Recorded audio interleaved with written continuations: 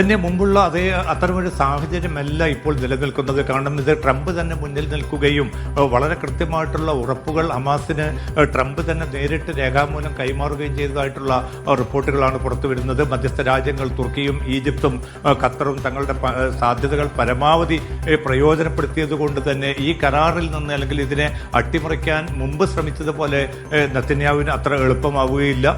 ചില നീക്കുപോക്കുകൾ ചില കാര്യങ്ങളിൽ വേണമെന്ന് നെതന്യാഹുവിന് നിർബന്ധമുണ്ട്. പക്ഷെ അത്തരം കാര്യങ്ങളിൽ തങ്ങൾ ഒരു ധാരണയിൽ എത്തിയിരിക്കുന്നു.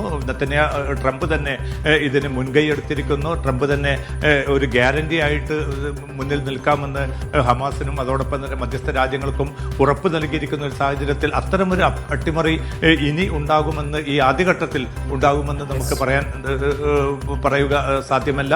അതോടൊപ്പം തന്നെ ഈ ഒരു കരാർ ഇസ്രായേൽ അംഗീകരിക്കുന്നതോടുകൂടി തന്നെ വെടിനിർത്തൽ കരാർ നിലവിൽ വരികയും തിങ്കളാഴ്ചയോ അതല്ലെങ്കിൽ ചൊവ്വാഴ്ചയോ ഇതാണ് ട്രംപ് പ്രതീക്ഷിക്കുന്നത്. ബന്ദികളുടെ കൈമാറ്റം നടക്കും. ബന്ദികളെ സ്വീകരിക്കാൻ ഇസ്രായേലിലും അതോടൊപ്പം തന്നെ ഈജിപ്തിലും കരാറിൽ ഒപ്പുവെക്കാൻ ഈജിപ്തിലും ബന്ദികളെ സ്വീകരിക്കാൻ തെലവീവിലും ട്രംപ് വരുമെന്ന് ട്രംപ് തന്നെ ഇപ്പോൾ ഔദ്യോഗികമായിട്ട് ഇസ്രായേൽ നേതൃത്വത്തെ അറിയിച്ചിട്ടുണ്ട്. അതോടൊപ്പം തന്നെ ഇസ്രായേൽ പാർലമെന്റിനെയും ട്രംപ് അഭിസംബോധന ചെയ്യും. അങ്ങനെ അഭിസംബോധന ചെയ്യണമെന്ന് നെതന്യാഹു ആവശ്യപ്പെട്ടിരുന്നു. അല്പം മുമ്പാണ് ട്രംപ് അതും അംഗീകരിച്ചിരിക്കുന്നത്. എന്തായാലും പശ്ചിമേഷ്യയിലേക്കുള്ള സന്ദർശനം ട്രംപ് ഞായറാഴ്ച തന്നെ തുടങ്ങും. തിങ്കളാഴ്ചയോ അതല്ലെങ്കിൽ ചൊവ്വാഴ്ചയോ ഈ ബന്ദിമോചനം നടക്കും. പിന്നെ അടുത്ത ഏറ്റവും പ്രധാനപ്പെട്ട ഒരു ഘട്ടം സൈനിക പിന്മാറ്റം നടക്കുന്നതോടുകൂടി തന്നെ ഗസയിലേക്ക് ഭക്ഷ്യവസ്തുക്കളും മറ്റും യാതൊരു വിലക്കുമില്ലാതെ എത്തിക്കണം എന്ന ഒരു ഉടമ്പടി കൂടി ഈ വ്യവസ്ഥയുടെ ഭാഗമായിട്ടുണ്ട്. UN ഏജൻസികൾ അതിനുള്ള എല്ലാ ഒരുക്കങ്ങളും പൂർത്തീകരിച്ചിരിക്കുകയാണ്. വലിയ ആശങ്കയുണ്ടാക്കുന്നതാണ്. കാരണം അവശ്യ വസ്തുക്കൾ ഇല്ല, വെള്ളവും ഭക്ഷണവും ഇല്ലാതെ നമുക്കറിയാം 2 വർഷമായി അവർ അനുഭവിക്കുന്ന ദുരിതം അതില്ലാതാക്കുക എന്ന ആദ്യഘട്ടത്തിലേക്കാണ് കടക്കേണ്ടതുള്ളത്. MCA തുടരാമോ? BK സുഹൈൽ കൂടി ചേരുന്നുണ്ട്. സുഹൈൽ, ഇതിൽ ഇനിയിപ്പോൾ നേരത്തെ MCA സൂചിപ്പിച്ചതുപോലെ നെതന്യാഹുവിന്റെ ഭാഗത്തു നിന്ന് യാതൊന്നും സംഭവിക്കില്ല. കാരണം ആ രീതിയിലാണ് ട്രംപ് നെതന്യാഹുവിനെ നിർത്തിയിരിക്കുന്നത് എന്ന് മനസ്സിലാക്കുന്നു. പക്ഷേ ഇസ്രായേലിനുള്ളിൽ എന്ത് സംഭവിക്കും? അവിടെ തീവ്ര വലതുപക്ഷ കക്ഷികൾ ഏതു തരത്തിലായിരിക്കും ഇതിൽ അഭിപ്രായം പറയുക എന്നതൊക്കെ ലോകം ഉറ്റുനോക്കുന്നുണ്ട്. മാത്രവുമല്ല, ഇതിൽ പ്രയോഗിച്ചിരിക്കുന്ന ആ ഒരു സമ്മർദ്ദ തന്ത്രം, സമ്മർദ്ദ രാഷ്ട്രീയം, അതിനെ എങ്ങനെ വിലയിരുത്തണം ഈ 2 വർഷത്തിന് ശേഷം ഈ ചർച്ചയിലേക്ക് കടന്നിരിക്കുന്ന സാഹചര്യത്തിൽ? ധന്യ, ഇപ്പോൾ ഇസ്രായേലിൽ ഉച്ച ക്യാബിനറ്റ് മീറ്റിംഗ് ചേർന്നുകൊണ്ടിരിക്കുകയാണ്. അതിനിടയ്ക്ക് ചില വിശ്രമം വേളകൾ ഉണ്ടായിരുന്നു എന്നാണ് നമ്മൾ മനസ്സിലാക്കുന്നത്. ആ ചർച്ചയിൽ പ്രധാനമായും ചർച്ചയ്ക്ക് വരുന്നത് ഈ ബന്ദികളെ വിട്ടു നൽകി, അതേപോലെ തന്നെ ബന്ദികൾ എല്ലാവരും തിരിച്ചെത്തണം. അത് 20 ജീവിച്ചിരിക്കുന്ന ആളുകളാവട്ടെ, 28 മൃതദേഹങ്ങളാവട്ടെ, അവരെല്ലാം തിരിച്ചു വരണം. പക്ഷെ അതിനുശേഷം എന്ത് ചെയ്യണം എന്നുള്ള കാര്യത്തിലാണ് യുദ്ധ ക്യാബിനറ്റിൽ തർക്കങ്ങളുള്ളത് എന്നാണ് നമുക്ക് മനസ്സിലാക്കാൻ സാധിക്കുന്നത്. ബസലിസ് സ്മോട്രിച്ചിനെ പോലെയുള്ള ഇറ്റാമർ ബെൻഗവറിനെ പോലെയുള്ള തീവ്ര സയനിസ്റ്റുകൾ പറയുന്നത് അതിനുശേഷം യുദ്ധം വീണ്ടും തുടരണം എന്നുള്ളതാണ്. അല്ല എങ്കിൽ ഹമാസിനെ നശിപ്പിക്കണം, നിരായുധീകരിക്കപ്പെടുക എന്ന് പറയുന്നതെങ്കിലും നടപ്പിലാവണം എന്നുള്ളതാണ്. പക്ഷെ അക്കാര്യത്തിൽ എന്ത് നിലപാട് സ്വീകരിക്കണം? വീണ്ടും ഒരു യുദ്ധത്തിലേക്ക് പോയി കഴിഞ്ഞാൽ അവിടെ ഒരിക്കലും അമേരിക്കയുടെ പിന്തുണ ഉണ്ടാവില്ല എന്ന് നെതന്യാഹുവിന് അറിയാം. എന്ന് മാത്രമല്ല, പലതരത്തിലുള്ള സങ്കീർണതകളിലേക്ക് ട്രംപ് തന്നെ പറയുകയുണ്ടായി. ഇപ്പോൾ തന്നെ ഇസ്രായേൽ ഒറ്റപ്പെട്ട് നിൽക്കുകയാണ്. ആ പഴയകാല പ്രതാപത്തിലേക്ക് ഇസ്രായേലിന് തിരിച്ചു പോകണം. അവിടേക്ക് പോകണമെങ്കിൽ ഈ യുദ്ധം അവസാനിപ്പിക്കണം എന്ന് ട്രംപ് നെതന്യാഹുവിനോട് പറഞ്ഞുകൊണ്ടേയിരിക്കുകയാണ്. ട്രംപ് ഇസ്രായേലിലേക്ക് വരികയുമാണ്. പക്ഷേ ഇസ്രായേലിനുള്ളിലുള്ള തീവ്ര പക്ഷം അതിൽ നെതന്യാഹുവിന് തന്നെ അദ്ദേഹത്തിന്റെ സ്വയം സർവൈവലിന് വേണ്ടി യുദ്ധം ഇങ്ങനെ തുടർന്നു പോകണം. അടുത്ത വർഷത്തിലാണ് യഥാർത്ഥത്തിൽ ഇലക്ഷൻ നടക്കേണ്ടത്. അതിനു മുമ്പ് ഈ ഒരു വലിയ കടമ്പ കടക്കുവാനും അദ്ദേഹത്തിന്റെ അഴിമതി കേസുകളിൽ നിന്ന് രക്ഷപ്പെടാനുമൊക്കെ യുദ്ധം അദ്ദേഹത്തിന് അനിവാര്യമാണ്. പക്ഷേ ആഗോള സമ്മർദ്ദവും അന്താരാഷ്ട്ര സമ്മർദ്ദവുമാണ് ഏറ്റവും കൂടുതൽ പ്രതിസന്ധി സൃഷ്ടിക്കുന്നത്. ഇപ്പോൾ ഏതായിരുന്നാലും ആ തർക്കത്തിന്റെ പ്രധാനപ്പെട്ട മർമ്മം എന്ന് പറയുന്നത് ബന്ദികളെ വിട്ടു നൽകിയതിനു ശേഷം ഈ യുദ്ധം എങ്ങനെ തുടരണം എന്നുള്ള കാര്യത്തിൽ മാത്രമാണ്. അത് തുടരണമെന്ന് ഒരു വിഭാഗം വാദിച്ചുകൊണ്ടിരിക്കുമ്പോൾ വേണ്ട എന്ന് വാദിക്കുന്ന വലിയൊരു വിഭാഗമുണ്ട് എന്നുള്ളതാണ് സത്യം. ഇനി ഈ അപ്രൂവലിന് വേണ്ടി ലോകമാകെ കാത്തിരിക്കുകയാണ്. ക്യാബിനറ്റ് വൈകിയും ചേരുമ്പോൾ നമുക്കറിയാം ഇന്ത്യൻ സമയം 7:30 ഇത് ആരംഭിച്ചത്. ഇപ്പോൾ അത് തുടർന്നുകൊണ്ടിരിക്കുകയാണ്. ദീർഘമായ ചർച്ചകൾക്ക് ശേഷം അവിടെ വോട്ടെടുപ്പ്. സുഹൈൽ, ഒരു പക്ഷേ ഈ വലതുപക്ഷ കക്ഷികൾ ഇതിനെ എതിർക്കുകയാണെങ്കിൽ അത് സർക്കാരിന് തന്നെ, ഇപ്പൊ നേരത്തെ സുഹൈൽ പറഞ്ഞതുപോലെ നെതന്യാഹു ജയിലിൽ പോകാൻ വരെയുള്ള സാധ്യതയുണ്ട്. മാത്രവുമല്ല, അവരെ സർക്കാർ ഇല്ലാതാകുന്ന ഒരു സാഹചര്യമുണ്ട്. അവിടെ ഇപ്പോൾ ഗസയിൽ എത്രത്തോളം, പലസ്തീനിൽ എത്രത്തോളം ആഘോഷിക്കുന്നുവോ അതുപോലെ ആഘോഷിക്കുന്ന ജനങ്ങൾ കൂടിയുള്ള ഇസ്രായേലിനെയാണ് നമ്മൾ കാണേണ്ടത്. അപ്പോൾ എത്രത്തോളം സമ്മർദ്ദം നെതന്യാഹുവിനെ സംബന്ധിച്ച് ഇപ്പോൾ ഉണ്ടാവുമെന്നുള്ളതാണ്.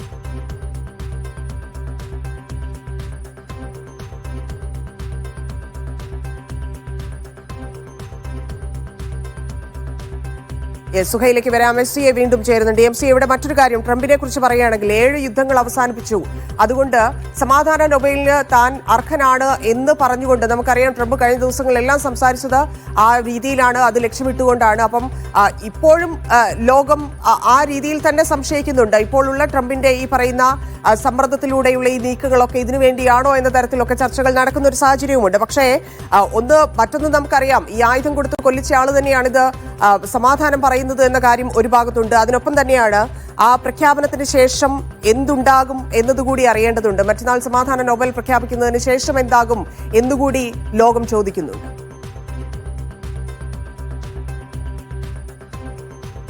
അതിൻ്റെ തീർച്ചയായിട്ടും അവാർഡിനോടുള്ള ഒരു താല്പര്യം നേരത്തെ തന്നെ ട്രംപ് പ്രകടിപ്പിച്ചതാണ്. പക്ഷേ അവാർഡിനേക്കാൾ ഉപരിയായിട്ട് തൻ്റെ തന്നെ അല്ലെങ്കിൽ അമേരിക്കയുടേതായിട്ടുള്ള രാഷ്ട്രീയ താല്പര്യങ്ങൾ, സാമ്പത്തിക താല്പര്യങ്ങളെ ഒക്കെ ബാധിക്കുമാറ് ഈ വംശഹത്യ അത്തരമൊരു സാഹചര്യം രൂപപ്പെടുത്തിയിരിക്കുന്നു എന്ന തിരിച്ചറിവ് ട്രംപിനുണ്ട്, ട്രംപിൻ്റെ ഭരണകൂടത്തിലുള്ളവർക്കുണ്ട്. കാരണം അമേരിക്കയിൽ പോലും 80% ജനങ്ങളും രേഖപ്പെടുത്തുന്നത് എത്രയും പെട്ടെന്ന് ഗസയിൽ ഒരു യുദ്ധവിരാമം ഉണ്ടാകണം, ഈ വംശഹത്യ ഒരു നിലയ്ക്കും ന്യായീകരിക്കാനാവില്ല എന്നാണ്. 2023 ഒക്ടോബർ 7 സ്ഥിതി അതായിരുന്നില്ല.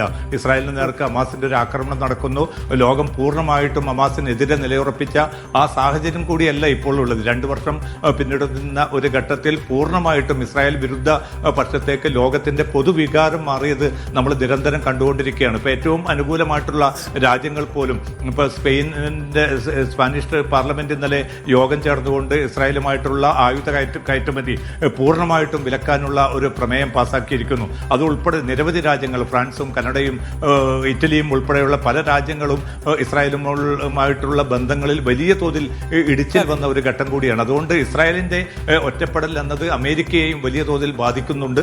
അതുകൊണ്ട് തന്നെയാണ് ഇന്നലെ ട്രംപ് ഔദ്യോഗികമായി തന്നെ നെതന്യാഹുവിനോട് വ്യക്തമാക്കിയിരിക്കുന്നത്, ഈ യുദ്ധം നിങ്ങൾക്ക് വലിയ പരിക്കേൽപ്പിച്ചിരിക്കുന്നു, നിങ്ങളുടെ ഒറ്റപ്പെടൽ വലിയ തോതിൽ തന്നെ വ്യാപ്തിയുണ്ട്, അതുകൊണ്ട് അത് തിരിച്ചു പിടിക്കാനുള്ള ഒരു അവസരം സമ്മർദ്ദം കൂടിയുണ്ട്. അപ്പോൾ ഏത് തരത്തിലായിരിക്കും അവിടെ ചർച്ചകൾ നടക്കുന്നത് എന്നത് കാതോർക്കുകയാണ് ലോകം. ഇനി അറിയേണ്ടത് അത് വരും മണിക്കൂറുകളിൽ നമുക്ക് അത് അറിയാൻ സാധിക്കും എന്നാണ് മനസ്സിലാക്കുന്നത്. മാത്രവുമല്ല, ഈ വിഷയത്തിൽ പല പ്രതികരണങ്ങളും വരുന്നുണ്ട്. വെടിനിർത്തലിന് പിന്നാലെ പലസ്തീൻ രാഷ്ട്രം രൂപീകരിക്കുന്നതിലേക്കുള്ള ചർച്ചകൾ സജീവമാകണം എന്ന് സൗദി അറേബ്യ ആവശ്യപ്പെടുന്നു. 1967 അതിർത്തികളോടെ പലസ്തീൻ പിറക്കാത്ത ഇസ്രായേലുമായുള്ള പ്രശ്നത്തിന് ശാശ്വത പരിഹാരമാകില്ല എന്നുമാണ് സൗദി ചൂണ്ടിക്കാട്ടുന്നത്.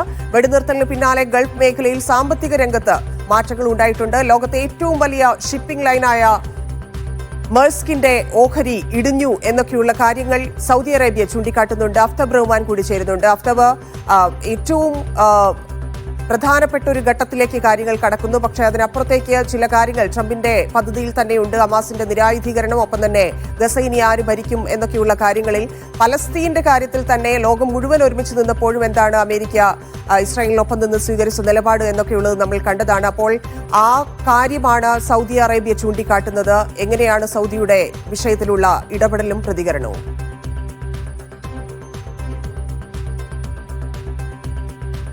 ധന്യ, ഈ ഒക്ടോബർ 7 ആക്രമണം നടക്കുന്ന പശ്ചാത്തലം ഇപ്പോൾ ലോകത്തിന് കൃത്യമായിട്ട് അറിയാം. കാരണം സൗദി അറേബ്യ ഉൾപ്പെടെയുള്ള രാജ്യങ്ങൾ ഇസ്രായേലുമായി നയതന്ത്ര ബന്ധത്തിലേക്ക് പോകുന്നൊരു സാഹചര്യത്തിലാണ് ഒക്ടോബർ 7 ആക്രമണം നടക്കുന്നത്. എന്ന് വെച്ചാൽ ഫലസ്തീൻ എന്ന രാഷ്ട്രത്തിനുള്ള മുഴുവൻ സാധ്യതകളും അടയാൻ പോകുന്നു എന്നുള്ള ഒരു വഴി ഒരുങ്ങിയ സമയത്താണ് ഈ ആക്രമണം നടക്കുന്നതും തൊട്ടു പിന്നാലെ ഇത് ആഗോളതലത്തിൽ തന്നെ ചർച്ചയാവുകയും തൊട്ടു പിന്നാലെ ഇസ്രായേലിന്റെ വംശഹത്യ ആരംഭിക്കുന്നതും. ഇപ്പോൾ സൗദി അറേബ്യ ഇപ്പോൾ അത് തന്നെയാണ് തുടർന്ന് ആവർത്തിക്കുന്നത്. ഓരോ തവണയും നേരത്തെ ഇൻതിഫാദയുടെ സമയത്തും ഇപ്പോൾ ഒക്ടോബർ 7 സമയത്തും ഓരോ സമയത്തും ഇസ്രായേലുമായി ഏറ്റുമുട്ടലുണ്ടാകുന്നു, നിരവധി പേർ കൊല്ലപ്പെടുന്നു, പിന്നീട് സമാധാന ചർച്ചയിലേക്ക് പോകുന്നു. ഇത് ഒരു ചെയിൻ പോലെ തുടരുകയല്ലാതെ ഇതിനൊരു ശാശ്വത പരിഹാരത്തിലേക്ക് എത്തണമെങ്കിൽ അത് ഫലസ്തീൻ എന്നുള്ള ഒരു ഐഡന്റിറ്റി, ഫലസ്തീൻ എന്ന രാജ്യം പിറക്കാതെ സാധിക്കില്ല എന്നുള്ളതാണ് സൗദി അറേബ്യ ആവർത്തിക്കുന്നത്. നേരത്തെ നോർവേയുമായി ചേർന്നുകൊണ്ട് സൗദി അറേബ്യ ഒരു മിഷൻ ആരംഭിച്ചിരുന്നു. അതിന്റെ തുടർച്ചയായിരുന്നു വിവിധ യൂറോപ്യൻ രാജ്യങ്ങൾ ഫലസ്തീനെ അംഗീകരിക്കുന്നതിലേക്ക് എത്തിയത്. ഏതായാലും ഇതിൽ ശ്രദ്ധേയമായ കാര്യം, നേരത്തെ ഒരു പക്ഷേ വിവിധ അറബ് രാഷ്ട്രങ്ങളുടെ വിഷയമല്ലാതായി മാറിയ ഫലസ്തീൻ ഇന്ന് ലോകത്തിന്റെ കൂടി വളരെ പ്രധാനപ്പെട്ട ചർച്ചയിൽ അത് മുന്നിൽ നിൽക്കുന്നു എന്നുള്ളതാണ്. ഒരു പക്ഷേ ഈ വെടിനിർത്തൽ അവസാനിച്ചാൽ തുടർന്ന് നടക്കേണ്ട ഒരു ചർച്ച ദ്വിരാഷ്ട്ര പരിഹാരമായിരിക്കും. പക്ഷേ ഇന്ന് വൈകുന്നേരം ഇപ്പോൾ ട്രംപ് പറഞ്ഞിരിക്കുന്നത്, ഏതാണ്ട് ഒരു അരമണിക്കൂർ മുമ്പ് ട്രംപ് പറഞ്ഞിരിക്കുന്നത്, ദ്വിരാഷ്ട്ര ഫോർമുല സംബന്ധിച്ച് എനിക്ക് പ്രത്യേകിച്ചൊരു നിലപാടും ഇല്ല.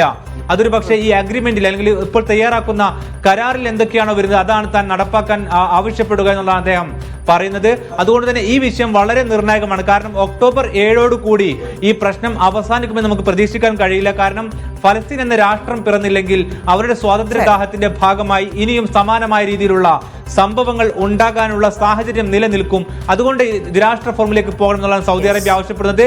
ഒപ്പം ഇന്നത്തെ ഒരു പ്രഖ്യാപനത്തോടു കൂടി ഗൾഫ് വിപണി വളരെ സജീവമായും ചടുലമായും തിരിച്ചു വരുന്ന ഒരു സാഹചര്യം കൂടി സാക്ഷ്യം വഹിക്കുന്നുണ്ട്.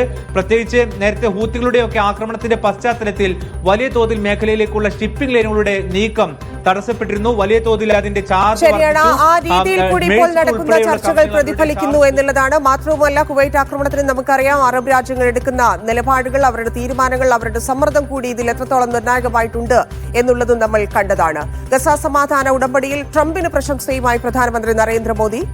പദ്ധതി ചരിത്രപരമാണെന്ന് മോദി എക്സിൽ കുറിച്ചു. ഇസ്രായേൽ പ്രധാനമന്ത്രി നെതന്യാഹുവുമായി മോദി ഫോണിൽ സംസാരിച്ചു. തൗഫീഖ് അസ്ലം ചേരുന്നുണ്ട്. തൗഫീഖ്, നെതന്യാഹുവുമായി മോദി സംസാരിക്കുന്നു. ട്രംപിന്റെ ഈ പദ്ധതിയുമായി ബന്ധപ്പെട്ട് നേരത്തെ തന്നെ ഇന്ത്യ നിലപാട് വ്യക്തമാക്കിയതാണ്. എപ്പോഴായിരുന്നു സംസാരിച്ചിരുന്നത്? എന്താണ് ഇന്ത്യയുടെ നിലപാട്?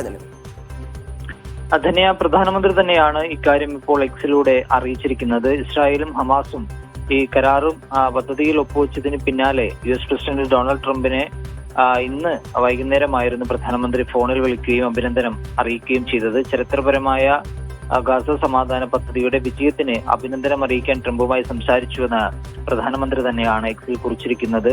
സുഹൃത്തായ ട്രംപുമായി സംസാരിച്ചതായും വ്യാപാര ചർച്ചകളിൽ കൈവരിച്ച നല്ല പുരോഗതികൾ അവലോകനം ചെയ്തതായി കൂടി പ്രധാനമന്ത്രി എക്സ് അക്കൗണ്ടിലൂടെ പറയുന്നു. വരുന്ന ആഴ്ചകളിൽ അടുത്ത ബന്ധം പുലർത്താൻ ധാരണയിൽ എത്തിയതായും മോദി കൂട്ടിച്ചേർത്തു. അതോടൊപ്പം തന്നെ ഈ സമാധാന പദ്ധതിയുടെ ആദ്യഘട്ടത്തിൽ ഇസ്രായേലും ഹമാസും ഒപ്പുവെച്ചതായി പ്രഖ്യാപിച്ചത് വളരെ അഭിമാനമുണ്ടെന്ന് ട്രംപ് നേരത്തെ ട്രൂത്ത് പോസ്റ്റിലൂടെ പ്രഖ്യാപിച്ചിരുന്നു. അതിന് പിന്നാലെയാണ് ഇപ്പോൾ പ്രധാനമന്ത്രി നരേന്ദ്രമോദി ട്രംപിനെ ഫോണിൽ വിളിക്കുകയും ഇപ്പോൾ ഒരു പ്രശംസ അറിയിക്കുകയും ചെയ്തത്. ട്രംപിനെ വിളിച്ചതിന് പിന്നാലെയായിരുന്നു നെതന്യാഹുവിനെ കൂടി പ്രധാനമന്ത്രി നരേന്ദ്രമോദി വിളിക്കുകയും ഈ ആശംസ അറിയിക്കുകയും ചെയ്തിരുന്നു. ഇത് തുടരണം എന്നുള്ളൊരു കാര്യം കൂടി പ്രധാനമന്ത്രി ആവശ്യപ്പെട്ടുവെന്നാണ് നിലവിൽ ലഭിക്കുന്ന വിവരം. ശരി തൗഫീഖ്. ഗസ വെടിനിർത്തൽ കരാറിന്റെ ആദ്യഘട്ട പ്രഖ്യാപനത്തെ സ്വാഗതം ചെയ്ത് കുവൈറ്റ് മേഖലയിൽ സമാധാനവും സുരക്ഷയും ഉറപ്പാക്കുമെന്നും കുവൈറ്റ് വ്യക്തമാക്കി. Qatar, Egypt, Saudi Arabia, US, തുർക്കി എന്നീ രാജ്യങ്ങളുടെ മധ്യസ്ഥ ശ്രമങ്ങളെ കുവൈറ്റ് പ്രശംസിച്ചു. കിഴക്കൻ ജെറുസലേം തലസ്ഥാനമായ സ്വതന്ത്ര പലസ്തീൻ രാഷ്ട്രത്തിനുള്ള പിന്തുണയും കുവൈറ്റ് ആവർത്തിച്ചു. ഗസയ്ക്ക് കൂടുതൽ സഹായവുമായി കുവൈറ്റ്. 10 ടൺ ഭക്ഷ്യസഹായവുമായി കുവൈത്തിന്റെ 18ാം ദുരിതാശ്വാസ വിമാനം ഈജിപ്തിലെ അൽ അറീഷ് വിമാനത്താവളത്തിലെത്തി. സാമൂഹ്യകാര്യ, വിദേശകാര്യ, പ്രതിരോധ മന്ത്രാലയങ്ങളുമായി സഹകരിച്ച് കുവൈറ്റ് റെഡ് ക്രസന്റ് സൊസൈറ്റിയാണ് സഹായം ഏകോപിപ്പിക്കുന്നത്. ഈജിപ്ഷ്യൻ റെഡ് ക്രസന്റിന്റെയും മറ്റ് ഏജൻസികളുടെയും ഉൾപ്പെടുത്തിയാണ് സഹായം വിതരണം ചെയ്യുന്നത്. ഗസയിലെ ദുരിതങ്ങൾ ലഘൂകരിക്കുന്നതിനുള്ള കുവൈറ്റിന്റെ നിരന്തര ശ്രമങ്ങളുടെ ഫലമാണിതെന്ന് KRCA ചെയർമാൻ ഖാലിദ് അൽ മുഖാമിസ് പറഞ്ഞു. ഗ്ലോബൽ സുമൂത്ത് ഫ്ലോട്ടിലയിൽ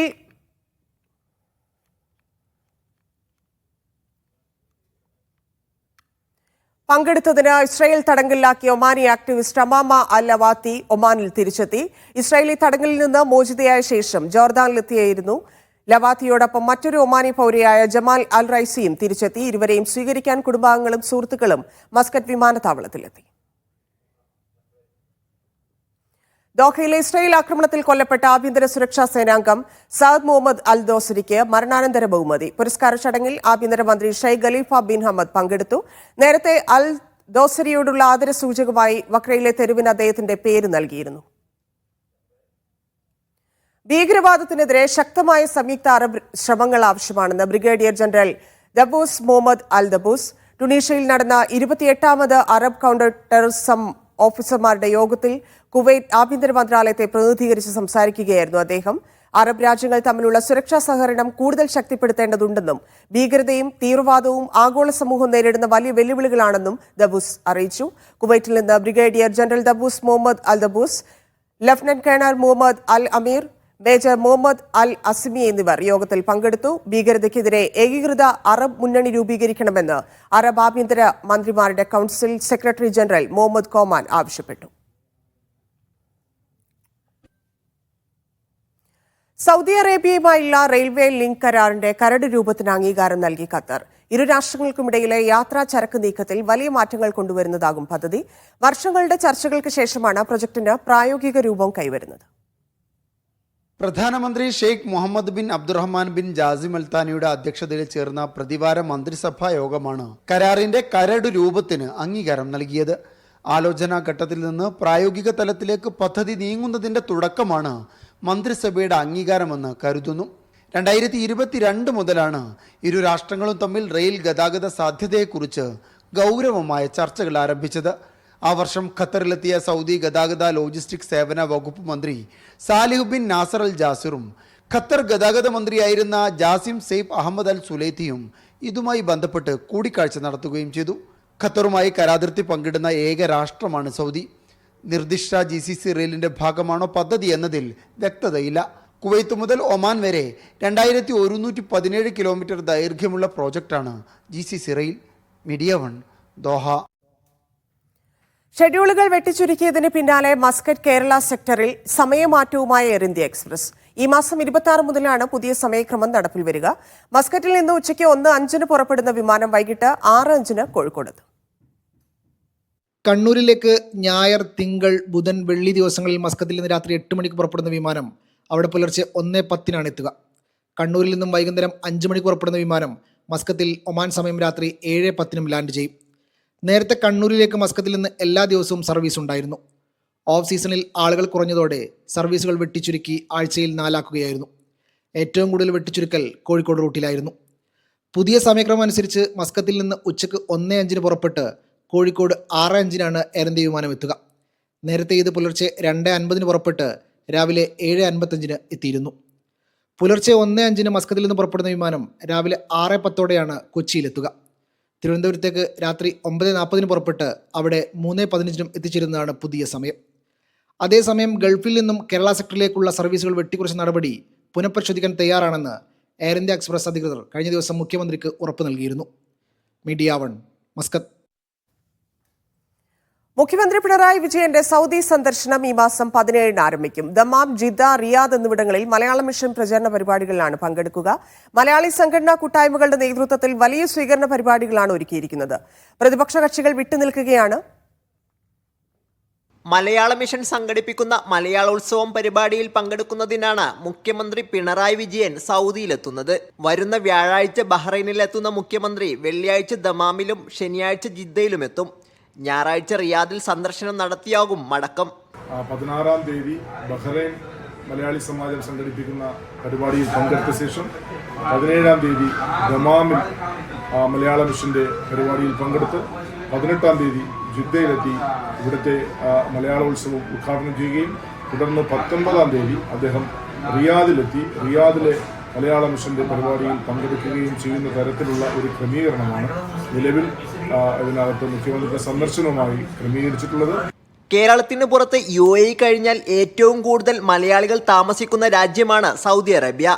സാംസ്കാരിക മന്ത്രി സജി ചെറിയാനും മുഖ്യമന്ത്രിയുടെ സന്ദർശനത്തിന്റെ ഭാഗമാവും. സൗദിയിലെ പ്രധാന നഗരങ്ങൾ കേന്ദ്രീകരിച്ച് വിവിധ മലയാളി കൂട്ടായ്മകൾ ചേർന്ന് പ്രത്യേക സ്വാഗത സംഘം രൂപീകരിച്ച് പ്രവർത്തനങ്ങൾ ആരംഭിച്ചു. ജിദ്ദയിൽ വിവിധ സംഘടനകളുടെ നേതൃത്വത്തിൽ കഴിഞ്ഞ ദിവസമാണ് സ്വാഗത സംഘം രൂപീകരിച്ചത്. സർക്കാരിനെതിരെ പ്രക്ഷോഭ പരിപാടികളുമായി മുന്നോട്ടു പോകുന്ന സാഹചര്യത്തിൽ UDF സംഘടനകൾ പരിപാടിയിൽ നിന്ന് വിട്ടുനിൽക്കും. Sabith Saleem, media 1 Jeddah. കുവൈത്തിൽ പ്രവാസികളുടെ വാടക വിവരങ്ങൾ പുതുക്കുന്നതിനുള്ള വിശദമായ മാർഗരേഖ പുറത്തിറക്കി. രേഖകളുടെ കൃത്യത മെച്ചപ്പെടുത്തുന്നതിനും ചട്ടങ്ങൾ പാലിക്കുന്നുണ്ടെന്ന് ഉറപ്പാക്കുന്നതിനുമുള്ള ശ്രമങ്ങളുടെ ഭാഗമായാണ് Kuwait public authority for civil ഇൻഫർമേഷന്റെ നടപടി. റിയൽ എസ്റ്റേറ്റ് മേഖലയെ നിയന്ത്രിക്കുന്നതിനും പൗരന്മാർക്കും പ്രവാസികൾക്കും നടപടികൾ ലളിതമാക്കുന്നതിനുമായാണ് പുതിയ മാർഗനിർദ്ദേശം പുറത്തിറക്കിയത്. താമസവിലാസം, സ്വത്തുടമസ്ഥത, മോർഗേജിലുള്ള വീടുകൾ തുടങ്ങിയവ പുതുക്കുന്നതിനാണ് ചട്ടങ്ങൾ ബാധകമാവുക. പുതിയ നിയമങ്ങൾ പ്രകാരം താമസസ്ഥലം മാറുന്നവർ പുതിയ വാടക കരാർ, പാസ്പോർട്ട് പകർപ്പ് തുടങ്ങിയ രേഖകൾ PACI സമർപ്പിക്കണം. വാടക കരാറും വൈദ്യുതി മീറ്ററും ഒരേ പേരിലാണെങ്കിൽ സമീപകാല വൈദ്യുതി ബില്ലും തിരിച്ചറിയൽ രേഖയും ആവശ്യമാണ്. മോർഗേജ് ഉള്ള വീടുകളിലെ വിവരങ്ങൾ പുതുക്കാൻ ബാങ്കിന്റെ അനുമതിപത്രവും സ്വത്തവകാശ രേഖയും ആവശ്യമാണ്. സമർപ്പിക്കുന്ന എല്ലാ വിവരങ്ങളും ശരിയാണെന്ന് ഒപ്പിട്ട പ്രസ്താവനയും നൽകണം. വിവരങ്ങൾ കൃത്യമായി പുതുക്കുന്നത് താമസക്കാരന് സേവനങ്ങൾ എളുപ്പത്തിൽ ലഭിക്കാൻ സഹായിക്കുമെന്ന് പബ്ലിക് അതോറിറ്റി അറിയിച്ചു. വ്യാജ വിവരങ്ങൾ നൽകിയാൽ നിയമപ്രശ്നങ്ങൾക്കും സേവന തടസ്സങ്ങൾക്കും കാരണമാകാമെന്ന് അധികൃതർ മുന്നറിയിപ്പ് നൽകി. അപേക്ഷകർ എല്ലാ രേഖകളുടെയും ഒറിജിനലുകൾ സഹിതം PACI ഓഫീസുകളിൽ ഹാജരാക്കണമെന്നും അധികൃതർ നിർദ്ദേശിച്ചു. Media 1 Kuwait city. സൗദിയിൽ ഗാർഹിക തൊഴിലാളികളുടെ ശമ്പളം ഡിജിറ്റലായി കൈമാറുന്നതിന്റെ 4ാം ഘട്ടത്തിന് തുടക്കമായി. 2 അതിലധികമോ വീട്ടുജോലിക്കാരുള്ള തൊഴിൽദാതാക്കൾ ഉൾപ്പെടുന്നതാണ് 4ാം ഘട്ടം. ഗാർഹിക തൊഴിലാളികളുടെ വേതനാവകാശങ്ങൾ ഉറപ്പാക്കുന്നതിനും കരാറിന്റെ സുതാര്യത ഉറപ്പാക്കുന്നതും ലക്ഷ്യമിട്ടാണ് പദ്ധതി ആരംഭിച്ചത്.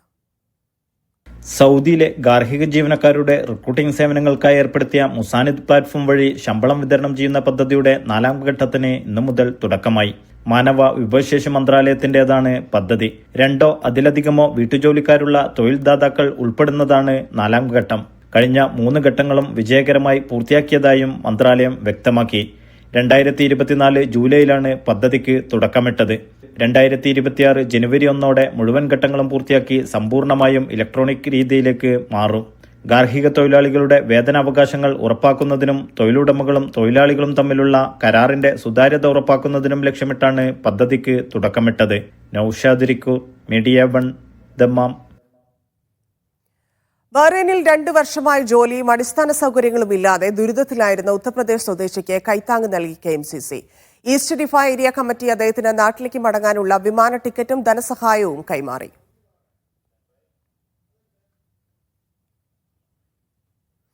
സൗദി അറേബ്യയിലെ മുഴുവൻ കെട്ടിടങ്ങളിലെയും വൈദ്യുത മീറ്ററുകളുടെ വെരിഫിക്കേഷൻ ഉടൻ പൂർത്തിയാക്കണമെന്ന് ഇലക്ട്രിസിറ്റി കമ്പനി. വാടക കെട്ടിടങ്ങളിൽ താമസിക്കുന്ന പ്രവാസികൾക്കും സൗദികളുടെ കെട്ടിടങ്ങൾക്കും ഒരുപോലെ ഉത്തരവ് ബാധകമാണ്. ഓരോ കെട്ടിടങ്ങളിലെയും താമസക്കാർക്ക് പ്രത്യേക മീറ്ററുകൾ സ്ഥാപിച്ചിട്ടുണ്ടെന്ന് ഉറപ്പാക്കണം. പരിശോധനയിൽ നിയമലംഘനം കണ്ടെത്തിയാൽ വൈദ്യുതി വിച്ഛേദിക്കും. വൈദ്യുതി മീറ്ററുകൾ ഇതുവരെ പരിശോധിച്ചിട്ടില്ലാത്തവർക്കാണ് മുന്നറിയിപ്പ്. സൗദിയിലെ പല കെട്ടിടങ്ങളിലും ഒന്നിലധികം ഫ്ളാറ്റുകളിൽ താമസക്കാരുണ്ടാകും. ഇവർക്ക് ഓരോരുത്തർക്കും വൈദ്യുതി മീറ്ററുകൾ നിർബന്ധമാണ്. പലരും പല അളവിലാകും വൈദ്യുതി ഉപയോഗിക്കുക. ഓരോ മാസവും ബിൽ വിഭജിച്ചു നൽകുമ്പോൾ നീതിയുണ്ടാകില്ല.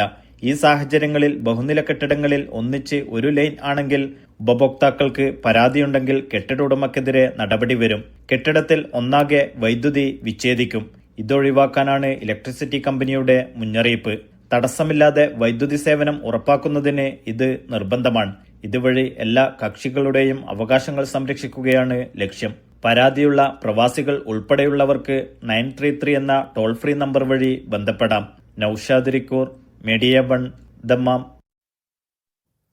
ഖത്തറിൽ കടൽ ഗതാഗതം പൂർണ്ണമായി പുനരാരംഭിച്ചതായി ഗതാഗത മന്ത്രാലയം. മത്സ്യബന്ധനം, ടൂറിസം, മൈഗ്രേൻ നാവിഗേഷൻ എന്നിവയെല്ലാം നടത്താമെന്ന് അധികൃതർ അറിയിച്ചു. സുരക്ഷയുടെ ഭാഗമായി യാനങ്ങൾ പരിശോധനയ്ക്ക് വിധേയമാക്കണമെന്ന് ഉടമകൾക്ക് നിർദ്ദേശമുണ്ട്.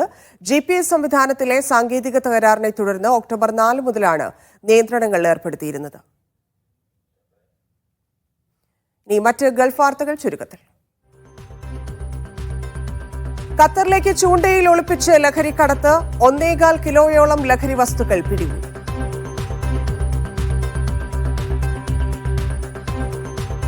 കുവൈത്തിൽ നാളെയും മറ്റന്നാളും ചൂടിനും പൊടിക്കും സാധ്യത. വടക്ക് പടിഞ്ഞാറൻ കാറ്റ് ശക്തി പ്രാപിക്കുന്നെന്ന് കാലാവസ്ഥാ വകുപ്പ്. അടുത്ത 2 ദിവസം ഒമാനിൽ ന്യൂനമർദ്ദം ബാധിക്കുമെന്ന് സിവിൽ ഏവിയേഷൻ അതോറിറ്റി. കാറ്റിനും മഴയ്ക്കും ഇടിമിന്നലിനും സാധ്യത. മുന്നറിയിപ്പുകൾ ശ്രദ്ധിക്കാൻ നിർദ്ദേശം. യൂടേണുകളിലും എക്സിറ്റുകളിലും ഓവർടേക്ക് ചെയ്യുന്നത് നിയമവിരുദ്ധമെന്ന് കുവൈറ്റ്. നിയമലംഘകർക്ക് 15 മുതൽ 20 ദിനാർ വരെ പിഴയൊടുക്കണമെന്നും വാഹനങ്ങൾ പിടിച്ചെടുക്കുമെന്നും മുന്നറിയിപ്പ്.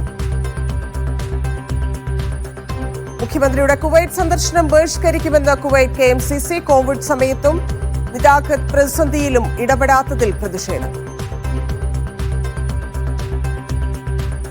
ഓണത്തുടി എന്ന പേരിൽ ബഹ്റൈനിൽ പടവ് കുടുംബവേദിയുടെ ഓണാഘോഷം. പരിപാടിയിൽ വിവിധ കലാപരിപാടികൾ.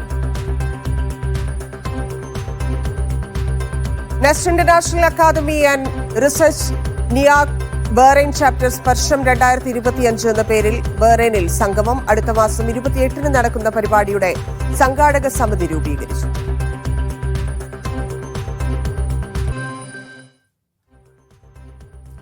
നിരവധി വാഹനങ്ങൾ സ്വന്തമായുള്ള സ്ഥാപനങ്ങൾക്ക് ChatGPT മാതൃകയിൽ വാഹന വ്യൂഹത്തിന്റെ സൂക്ഷ്മ വിവരങ്ങൾ വരെ ലഭ്യമാകുന്ന AI സംവിധാനം അവതരിപ്പിച്ച ദുബൈയിലെ മലയാളി സംരംഭകർ.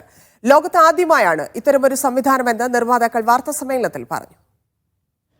നിരവധി വാഹനങ്ങളുള്ള സ്കൂളുകൾ, ഡെലിവറി സ്ഥാപനങ്ങൾ, സർക്കാർ വകുപ്പുകൾ എന്നിവയ്ക്കെല്ലാം അവരുടെ ഫ്ലീറ്റ് മാനേജ്മെന്റ് എളുപ്പമാക്കുന്ന AI സംവിധാനമാണ് വിസോൺ AI. ഓരോ വാഹനത്തിൻ്റെയും പെട്രോൾ ഉപഭോഗം മുതൽ ഡ്രൈവറുടെ ഡ്രൈവിംഗ് സ്വഭാവം വരെ ചാറ്റ് ബോട്ടിനോട് ചോദിച്ചാൽ തത്സമയം രേഖാമൂലം മറുപടി ലഭിക്കും. വാഹനത്തിന്റെ തത്സമയ ലൊക്കേഷൻ, സഞ്ചരിച്ച റൂട്ടുകൾ തുടങ്ങി എല്ലാത്തരം ഡാറ്റകളും ഇത് പങ്കുവെക്കും. വോയിസായും ടെക്സ്റ്റായും AIയോട് ചോദ്യം ചോദിക്കാം. 1.5 പതിറ്റാണ്ട് നീണ്ട ഈ രംഗത്തെ പ്രവർത്തന പരിചയമാണ് ലോകത്ത് തന്നെ ആദ്യമായി ഇത്തരമൊരു സംവിധാനം അവതരിപ്പിക്കാൻ കരുത്തായതെന്ന് doctor Anwar Muhammad, doctor Shareef NM എന്നിവർ പറഞ്ഞു.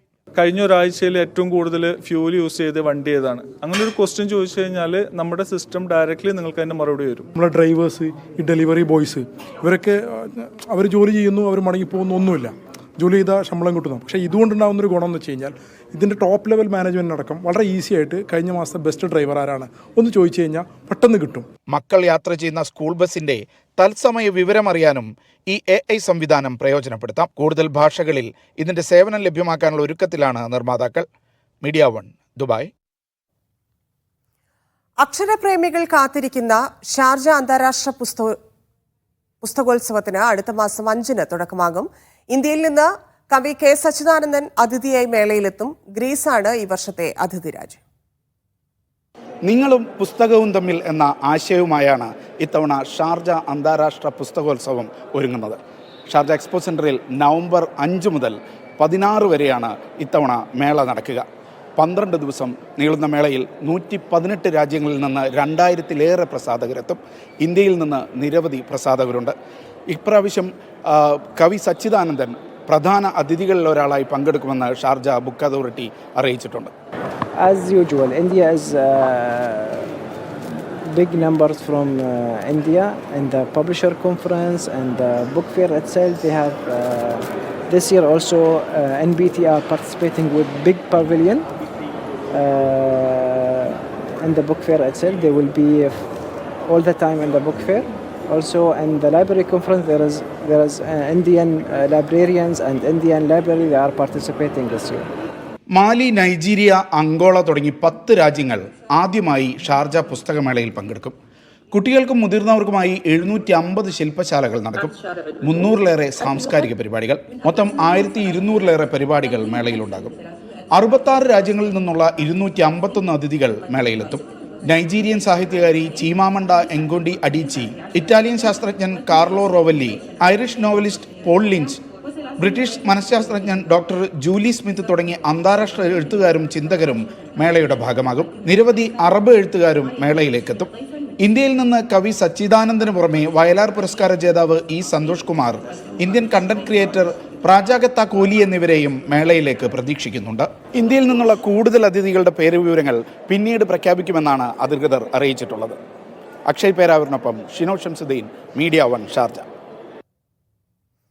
ദുബൈയിലെ ആഗോള സാങ്കേതിക മേളയായ ജൈടെക്സിന്റെ വേദി മാറ്റുന്നു. അടുത്ത വർഷം മുതൽ ദുബായ് എക്സ്പോ സിറ്റിയിലായിരിക്കും മേള നടക്കുക. ദുബായ് കിരീടാവകാശിയാണ് ഇക്കാര്യം അറിയിച്ചത്. നിലവിൽ ദുബായ് വേൾഡ് ട്രേഡ് സെന്ററിലാണ് 10,000-ങ്ങൾ സംഗമിക്കുന്ന സാങ്കേതിക മേള സംഘടിപ്പിക്കുന്നത്. മുബാറക് അൽ കബീർ ഗവർണറേറ്റിൽ നടന്ന ശുചീകരണ യജ്ഞത്തിൽ ഉപേക്ഷിക്കപ്പെട്ട 27 കാറുകളും ബോട്ടുകളും കുവൈറ്റ് മുനിസിപ്പാലിറ്റി നീക്കം ചെയ്തു. റെസിഡൻഷ്യൽ ഏരിയകളിലെ ശുചിത്വ നിലവാരം ഉയർത്താനാണ് നടപടി. നിയമലംഘനങ്ങൾ കണ്ടെത്തിയ ഉപേക്ഷിക്കപ്പെട്ട വാഹനങ്ങളും സ്ക്രാപ്പ് വസ്തുക്കളും നീക്കം ചെയ്തതായി അധികൃതർ വ്യക്തമാക്കി. രാജ്യത്തെ മറ്റ് ഗവർണറേറ്റുകളിലും സമാനമായ ഫീൽഡ് ടൂറുകൾ അടുത്ത ദിവസങ്ങളിൽ നടത്തുമെന്ന് മുനിസിപ്പാലിറ്റി അറിയിച്ചു. ഇൻകാസ് UAEയുടെ ആദ്യ global icon award Lulu group chairman MA Yusuf അലിക്ക് സമ്മാനിക്കും. ഇൻകാസ് ഭാരവാഹികൾ വാർത്താ സമ്മേളനത്തിലാണ് അവാർഡ് പ്രഖ്യാപിച്ചത്. ഈ മാസം 12-ന് അജ്മാൻ ഇന്ത്യൻ അസോസിയേഷനിൽ പ്രതിപക്ഷ നേതാവ് വി ഡി സതീശൻ, KPCC അധ്യക്ഷൻ സണ്ണി ജോസഫ്, രമേശ് ചെന്നിത്തല, സാദിഖ് അലി തങ്ങൾ എന്നിവർ പങ്കെടുക്കുന്ന ഓണാഘോഷ പരിപാടിയിൽ അവാർഡ് സമ്മാനിക്കും. യുവ സംരംഭകനുള്ള പുരസ്കാരം മലബാർ ഗോൾഡിലെ ഫൈസലിന് കൈമാറും.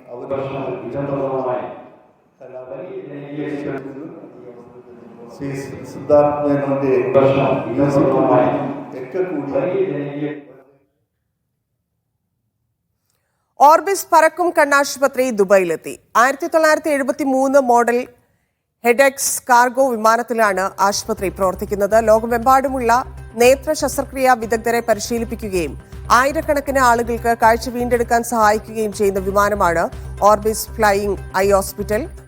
ഓർബിസ് ഫ്ലൈയിങ് ഐ ഹോസ്പിറ്റൽ കഴിഞ്ഞയാഴ്ചയാണ് ദുബൈയിലെത്തിയത്. കുറച്ചു ദിവസം നഗരത്തിലുണ്ടാകും. റുവാണ്ടയിലാണ് അടുത്ത ദൗത്യം. മെസ്സി കേരളത്തിൽ കളിക്കുമ്പോൾ സാക്ഷിയാകാൻ താൻ എത്തുമെന്ന് മലയാളി ഫുട്ബോൾ ആരാധകരുടെ ആശാൻ ഇവാൻ വുക്മനോവിച്ച്. അജ്മാനിലെ metropolitan school H16 sports academy സംഘടിപ്പിച്ച പരിപാടിയിൽ കുട്ടികളുമായി സംവദിക്കാനെത്തിയതായിരുന്നു അദ്ദേഹം.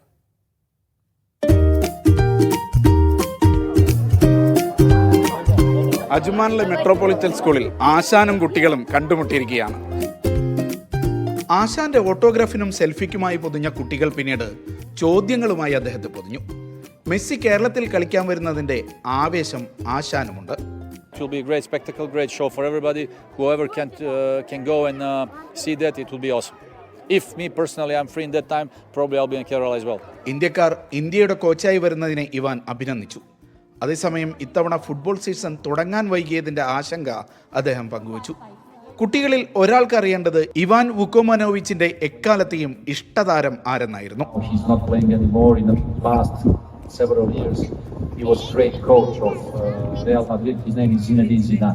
എതിർ ടീമിൽ കളിക്കുന്ന സിനദിൻ സിദാന്റെ പേര് പറഞ്ഞപ്പോൾ കുട്ടികൾക്കും ആവേശം. നല്ല ഫുട്ബോളർ ആവാനും നല്ല മനുഷ്യനുമാവാനുള്ള ടിപ്പുകൾ ആശാൻ പറഞ്ഞു കൊടുത്തു. വളരെ മികച്ചൊരു പ്രതികരണമാണ്. ഞങ്ങളിപ്പോൾ ഓൾമോസ്റ്റ് ഏകദേശം 200+ സ്റ്റുഡൻസ് നമ്മുടെ അക്കാദമിയിലുണ്ട്. ഇന്ത്യയുടെ പുതിയ തലമുറ ഫുട്ബോളിനെ വീണ്ടെടുക്കുന്നതിൽ സന്തോഷം പങ്കുവച്ചു UAE മുൻ ദേശീയ താരം ഹസൻ അലി ഇബ്രാഹിം അൽ Balushi. But I think the whole family now is a father and mother. They change his mind. They need to go only for football because in the world everything is football now. കരം എന്ന ചിത്രത്തിലൂടെ മലയാള സിനിമയിൽ ഒരു കൈനോക്കിയ ആശാൻ ഇനിയും അഭിനയിക്കുമോ എന്ന ചോദ്യത്തിന് ഇതായിരുന്നു മറുപടി. So as a football coach, you always want to explore many other things, but I enjoy being a coach. Akshay പേരാവൂരിനൊപ്പം ഷിനു ഷംസുദ്ദീൻ, മീഡിയ 1, അജ്മാൻ. പട്ടാമ്പിക്കടുത്ത് കൊപ്പം എന്ന പട്ടണത്തിന്റെ ആരോഗ്യ മേഖലയ്ക്ക് മുന്നേറ്റത്തിനുള്ള വഴിയൊരുക്കി പ്രവാസി കൂട്ടായ്മ. കൂട്ടായ്മയുടെ നേതൃത്വത്തിൽ കൊപ്പം പെരിന്തൽമണ്ണ സംസ്ഥാന പാതയോരത്ത് മൾട്ടി സ്പെഷ്യാലിറ്റി ഹോസ്പിറ്റലിന്റെ നിർമ്മാണം നടന്നുവരികയാണ്. ഒരുപറ്റം പ്രവാസികളാണ് സംരംഭത്തിന് പിന്നിൽ. നാടിന്റെ വളർച്ചയ്ക്കായി ഒരുപറ്റം പ്രവാസികൾ ചേർന്നൊരുക്കിയ കൂട്ടായ്മയാണ് കൊപ്പം പ്രവാസി യുണൈറ്റഡ് LLP. 120 കോടി രൂപ ചെലവിൽ മൾട്ടി സ്പെഷ്യാലിറ്റി ഹോസ്പിറ്റൽ നിർമ്മിച്ച് ഇന്ന് ആ നാടിന്റെ ആരോഗ്യമേഖലയുടെ മുഖച്ഛായ തന്നെ മാറ്റുകയാണ് ഈ കൂട്ടായ്മ. പ്രവാസികളായിരിക്കുന്ന ആളുകൾ നാട്ടിൽ വരുമ്പോൾ അവർക്ക് നാട്ടിൽ നിന്ന് എന്തെങ്കിലും ഒരു ഇൻകം കിട്ടണം എന്നുള്ളൊരു ആശയം വെച്ചാണ് ഞങ്ങൾ ഈ പദ്ധതി തുടക്കം കുറിച്ചത്. ഈ ആശയങ്ങൾ എത്തിപ്പെട്ടത് ഒരു ഹോസ്പിറ്റൽ എന്ന പ്രൊജക്റ്റിലേക്കാണ്. 60% പണി പൂർത്തീകരിച്ച് അടുത്ത ആഗസ്റ്റിലേക്ക് ഓപ്പൺ ചെയ്യാനുള്ളൊരു ഉദ്ദേശത്തോടു കൂടിയാണ് ഞങ്ങൾ ഇതിൻ്റെ വർക്കുകൾ പുരോഗമിച്ചുകൊണ്ടിരിക്കുന്നത്. പ്രവാസി കൂട്ടായ്മ അംഗങ്ങൾ എന്നതിനപ്പുറം മറ്റു നാട്ടുകാരും പിന്നീട് പഞ്ചായത്തിന് പുറത്തുള്ള ആളുകളും ഇപ്പോൾ കേരള സംസ്ഥാനം എന്ന് തന്നെ പറയാം, സംസ്ഥാനത്തിന്റെ വിവിധ ഭാഗങ്ങളിൽ നിന്നുള്ള ആളുകളെ ഉൾപ്പെടുത്തി ഈ ഒരു 120 CR ഈ ഒരു ഹോസ്പിറ്റൽ പ്രൊജക്റ്റിലേക്ക് എത്തിച്ചേർന്നു. Mother and child care division, general surgery, orthopaedics, cardiology, nephrology, trauma care and emergency departments, radiology തുടങ്ങി 24-ൽ പരം സ്പെഷ്യാലിറ്റി സൗകര്യങ്ങൾ ഒരുക്കും. അന്താരാഷ്ട്ര നിലവാരത്തിൽ സജ്ജീകരിക്കുന്ന modular operation theatre complex, suite റൂമുകൾ എന്നിവയുൾപ്പെടെ 150-ലധികം ബെഡ് കപ്പാസിറ്റി ഉൾപ്പെടുത്തിയാണ് ആശുപത്രി സജ്ജമാക്കുന്നത്. മീഡിയ 1, പാലക്കാട്.